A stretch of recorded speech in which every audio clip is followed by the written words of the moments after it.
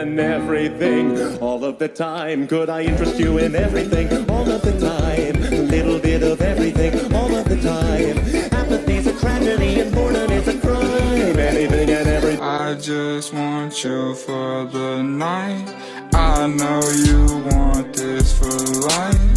Taking pictures with all my eyes, but I can't have. Check this out. Candy,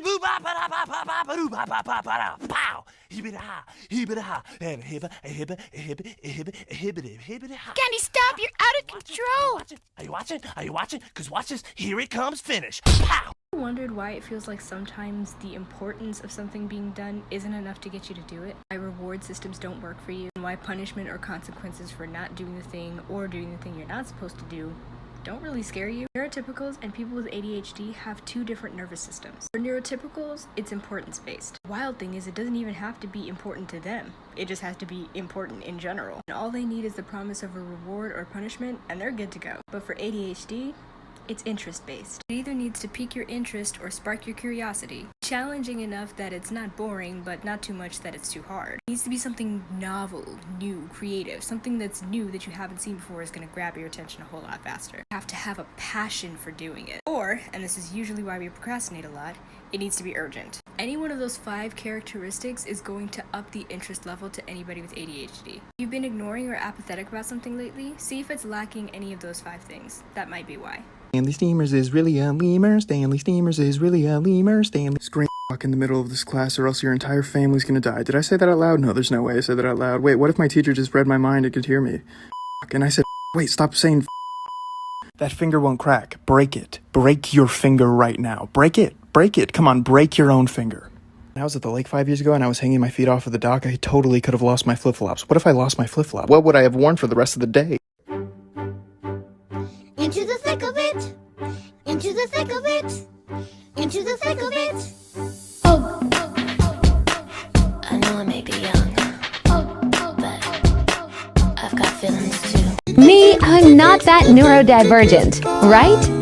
I'm probably faking it.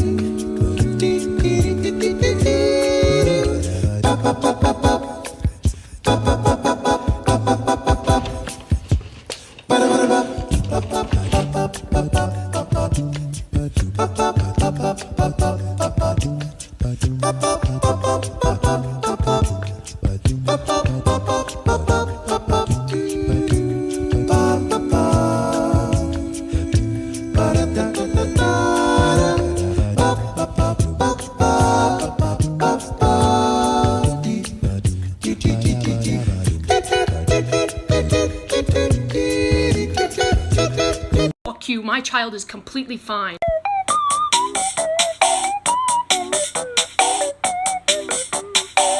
Today I googled ADHD hacks in a half-hearted attempt to manage the chaos, and I stumbled across this absolute gem. 41 hacks that help people with ADD or ADHD work and feel better. And I know what you may be thinking, is this satire? Because you know one thing that does not help me feel better is the idea of having to retain and read any of these 41 hacks. But let's review the highlights. Keep your things organized. Do you struggle with organization? Don't. Use tools to limit your internet presence. I do this. I allow myself 10 minutes, after which a polite message appears telling me that the limit has been reached. I respond by immediately hitting the ignore limit button and returning to my videos about sheep shearing. Don't try to work too long. I think this is brilliant advice. Could you speak to my supervisor about this? Feeling emotional or stressed? Calm down first. No thank you.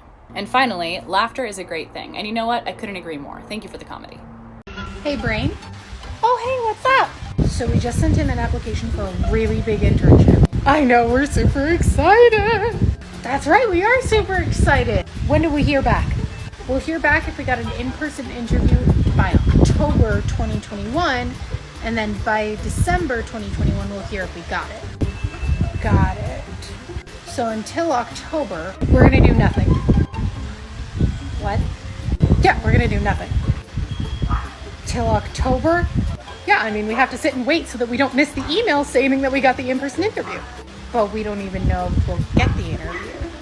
So we have to wait.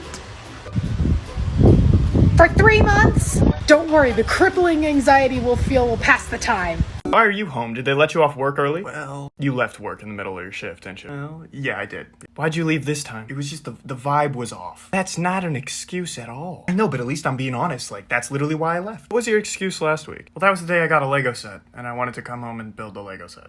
Okay, yeah, that's fair. So I heard you have ADHD. That I do. What's that like?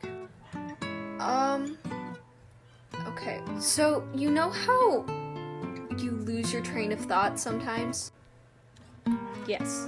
Okay, so imagine you have several trains of thought, and you don't know where any of them are going. How does that work? Sometimes when I talk, I'm just as surprised as you are of what comes out. How does that make any sense? I honestly don't know, but if you notice that I repeat myself, or stutter, or say something really stupid, that was likely the train of thought getting ahead of me, because I'm normally tracing after it. Did you say tracing? I might have. Does that happen often? Yes. So, if you're ADHD or autistic and this comment speaks to you, I need you to look up something called avoidant restrictive food intake disorder, which is an eating disorder that requires no dysmorphia, which I didn't know existed. But I've got it. Old MacDonald had a farm and Bingo was his name. Oh, be aggressive, B-A-N-A-N-A-S.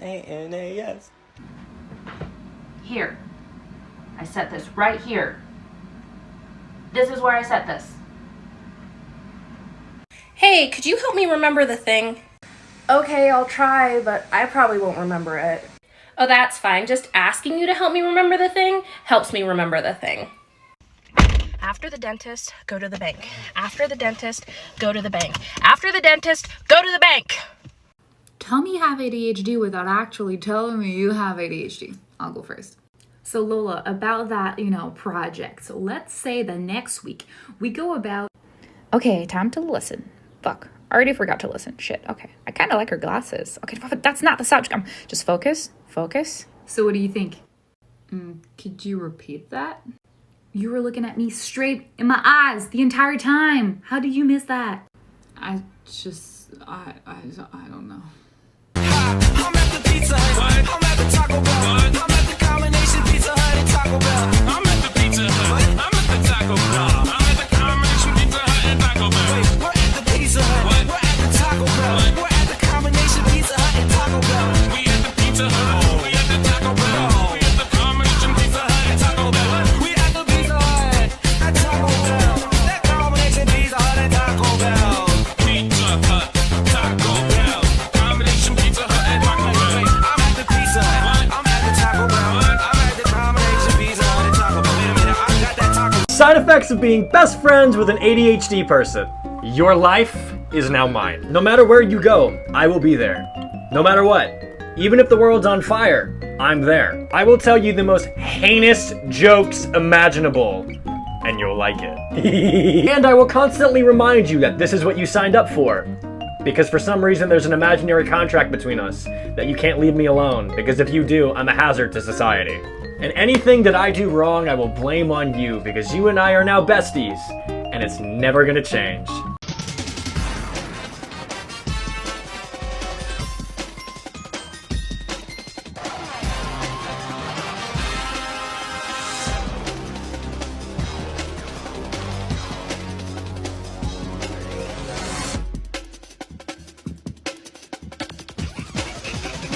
Masking can be described as consciously choosing facial expressions and specific behavior to show the other person that you're listening and receiving their information, even though you may not be paying attention and are thinking about something else. It can also be described as putting your expressions and reactions on autopilot while your mind wanders elsewhere. An example of masking might be a friend talking about his hobby that you take no interest in. Your mind wanders and you start thinking about the documentary you saw last night. You don't want your friend to be offended that you're not paying attention, so you subconsciously mimic his facial expressions in order to continue participating in the conversation while your mind is elsewhere. What you daydreaming about? Oh, just the day that all the ADHDers have a healthy level of self-esteem and rule the world.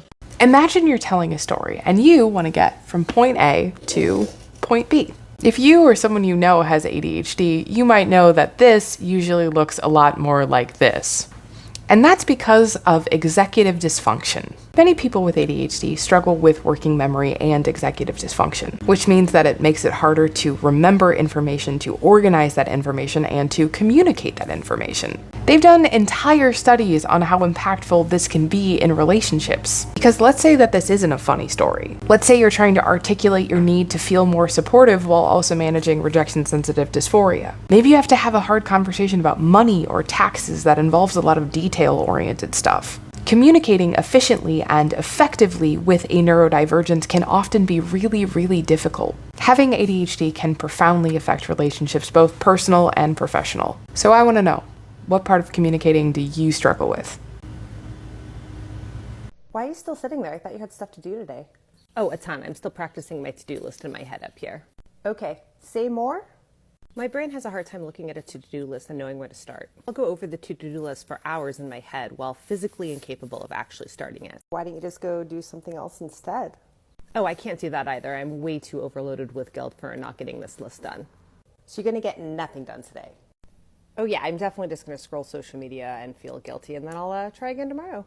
So let's talk about ADHD and rumination, also known as being in a bad place or going down the wrong rabbit hole. Also, I got new chalk markers. Now, while everyone ruminates, if you have ADHD, chances are you're basically hyper-focusing on real negative thoughts. And since we tend to be super creative, all these negative thoughts turn into elaborate stories that we call our life and we believe to be true. Now, a lot of us with ADHD think we have great intuition, and we do. The problem is that we can't tell the difference between intuition and impulsive creativity. So what do? How do we get out of rumination? Well, the first step is to realize you're in it, and then do something we don't really like to do. Hit that good old pause button. You see, once you pause, you can take a deep breath. Make sure it's a belly breath. And then give yourself permission to get distracted. Go for a walk, listen to some music, watch a TV show. Rumination is just a boulder rolling downhill, so practice ways to redirect it.